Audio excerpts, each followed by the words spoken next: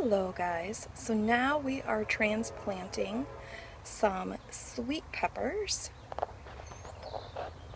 and if you can see, I have already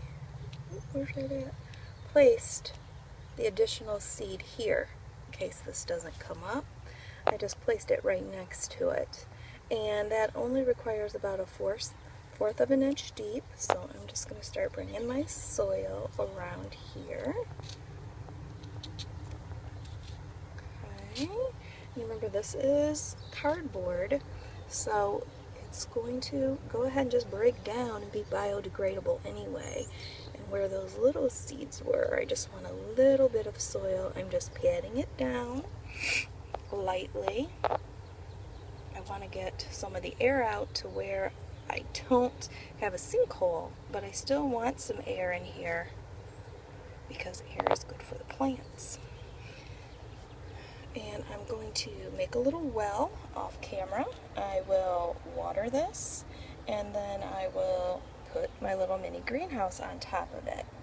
And I'm going to go ahead and I'm going to do the same thing with this one, which is just a little bit of a different variety, but it would be the same process for you with peppers. Basically, anytime that you are doing a plant that's already started, you're going to try and bring it up to the level of the dirt that that plant already has. Maybe about a eighth or a fourth more soil on top of that, and making sure that you're staying away from the root or the stem of that plant. And since I already have 4 plants in here, I decided not to put any seeds with that, because I really don't want 7 little plants right there if the whole thing is completely successful.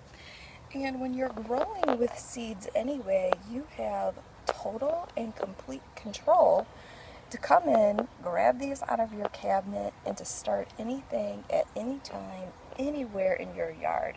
You do not have to go to the greenhouse or Lowe's. It's really at your fingertips. So if I need it, it's there for me. I hope that this has inspired you to get out and to start trying a little bit with some of the things that you would like to do. Now, these are the cucumbers that I planted earlier. I'll plant a little bit of beans right in front of it, but if you notice, there's where I just put the pepper. Everything is going to vine up this railing, and I'll train both the cucumber and the beans to go up that railing. So I have enough space for this little pepper to breathe, and I put it as close to the concrete as I could without burning anything up, because July or August this concrete is going to get very hot. And I've left enough space for my tomato also.